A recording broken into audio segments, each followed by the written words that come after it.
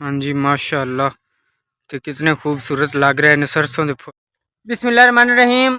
अस्सलाम वालेकुम। की हाल चाल ने व्यूवर्स, उम्मीद करने हैं तुसी ठीक हो सो ते अल्हम्दुलिल्लाह असीं तुहाडी दुआवां नाल ठीक ठाक हैं। अज दा व्लॉग शुरू करने से पहले मेरी एक छोटी जी रिक्वेस्ट है कि मेरी वीडियो लाइक किया करो और मेरे चैनल को सब्सक्राइब कर लो ताकि मेरे आने वाली वीडियो तुहाडे तक बआसानी पहुँच सके। जिथे भी रहो खुश रहो, बात रहो, हमेशा हंसते मुस्कुराते रहो, साडी दुआवां तुहाडे नाल ने।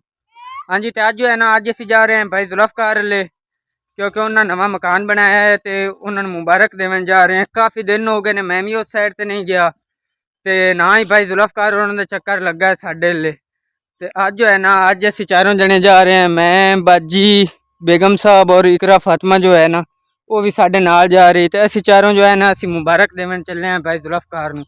तो उनका भी घर जो है ना साढ़े नज़दीक ही है, इत्थे इस मार्केट दे विच उनका घर है, इस सामने मार्केट विच। ते इदों वो कब्रस्तान है, कब्रस्तान की परली साइड ते साडा घर है। इतना ज़्यादा फासला नहीं है, पर फिलहाल काफ़ी दिन हो गए ने मैं इस साइड ते नहीं आया। तो सर्दी भी बहुत ज़्यादा है। तो बच्चे जो है ना सुबह सुबह ही अंडे बेचन निकल पे ने में ही है ना, हाले तक मतलब काफ़ी दिन खड़ोता है। तो बच्चे जो है अंडे बेचन वास्ते निकल पे ने। की करे कोई गरीब, क्योंकि ना सर्दियों के दिन काम धंधा जो होंदा है ना वो बंद होंदा है। तो साडा अपना काम धंधा बंद है, फिलहाल बहुत मुश्किल गुजारा कर रहे हैं। तो हुण चलने हैं भाई जुल्फकार ले, वेखने भी उन्होंने की सूरत हाल है। भाई जुल्फकार के घर तक पहुँचे हैं, क्योंकि पैदल ही आना फिर मोटरसाइकिल से सफ़र बिल्कुल थोड़ा जिहा इस करके मोटरसाइकिल से नहीं आए, पैदल आए हैं। तो है जी भाई जुल्फकार का घर नवा माशाअल्लाह। तो कितना आलीशान घर बनया खड़ोता। और उस तो इलावा जो है भाई जुल्फकार होरी बैठे ने, बाजी होरी बैठे ने। अल्हम्दुलिल्लाह, शुक्र है अल्लाह पाक दा। तुसी सुनाओ की हाल ने भाई जुल्फकार? सर्दी मत मारी पोतिया तेरे सामने ही है, मत आग सेकने पे बुखार भी दुए पिए ने चमड़े होया। हाँ जी, ते अल्लाह की बस आखिर तक ले आग ला। सहरा मुबीन नूं भी ठंड लग गई।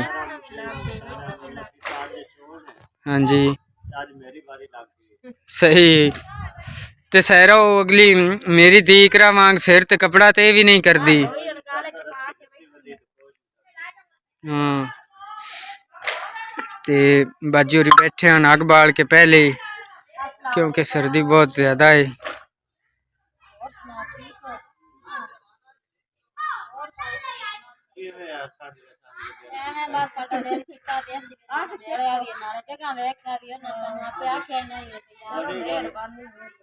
यार तो तोने बड़ा गीता जी छका दे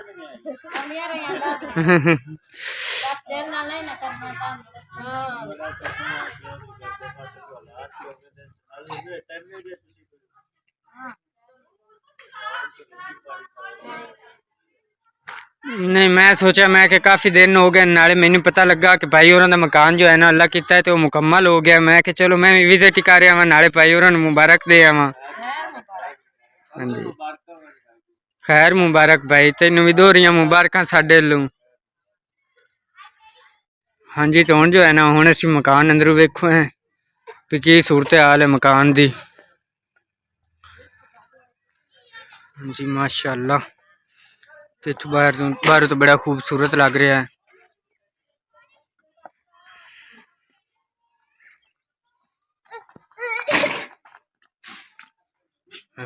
बाहरली साइड है, फ्रंट है, मतलब कितना खूबसूरत बनाया है भाई। और खास कर है जो डिज़ाइन है ना बहुत प्यारा है भाई जुल्फकार है। तो क्या बात है, कमाल कर दिता है भाई तुसी है डिज़ाइन वाला। माशाल्लाह का शुक्र अल्लाह का, अल्लाह की तरफ से बड़ी मेहरबानी, पसंद आ गया था। हाँ जी, सान तो बड़ा पसंद आया है।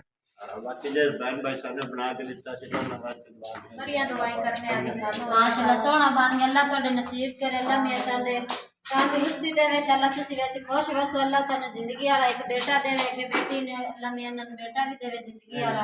आमीन। जेड़ी कमी अल्लाह दी जात इन्हां दी ओ भी पूरी करे ते किसे ते सिद्दक ना रब दी जात हर नु बच्चे देवे जिंदगी वाले जिन्ना कोल कोई नहीं है। हाँ जी, जेड़े बे औलाद ने अल्लाह पाक उन्होंने नेक और साले औलाद अता करे। ते मेरे भैन भाइयों तुसी दुआ करनी कि भाई जुल्फकार नूं भी ना अल्लाह पाक ठीक ठाक और तंदुरुस्त बेटा अता करे, क्योंकि साडियां सानू बड़ियां उम्मीदां ने भाई जुल्फकार नाल।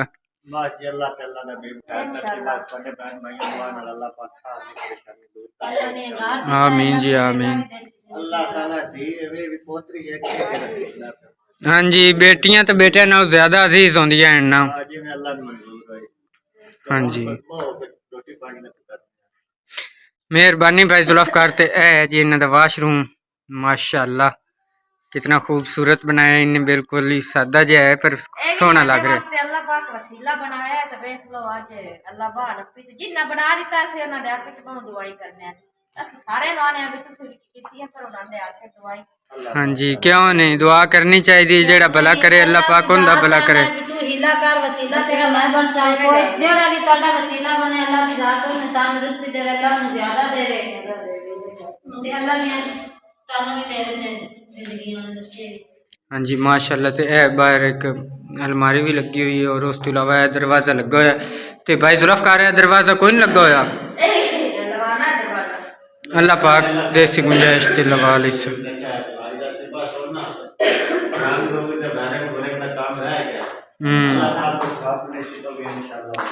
हो जासी इंशाल्लाह, क्यों नहीं। इतना हो गया अल्लाह ने कर सी तो भी हो जाना अल्लाह ने काम। हाँ जी, तो भाई जुल्फकार मैं तो समझदा कि इकरा फातिमा और सहरा फातिमा, सहरा मुबीन इको जितनियां ने, पर नहीं माशाल्लाह सहरा जो है ना वड्डी इकरा फातिमा नालों। हाँ जी, बात नहीं कि कोई 2-4 महीने भी हो जैसे ना होती है और 6 साल का डेज ना पहला महीना है ना बाकी 6 साल। हाँ तो इकरा फातिमा जो है वो इस साल दे 8वें महीने च मतलब 4 साल की होनी।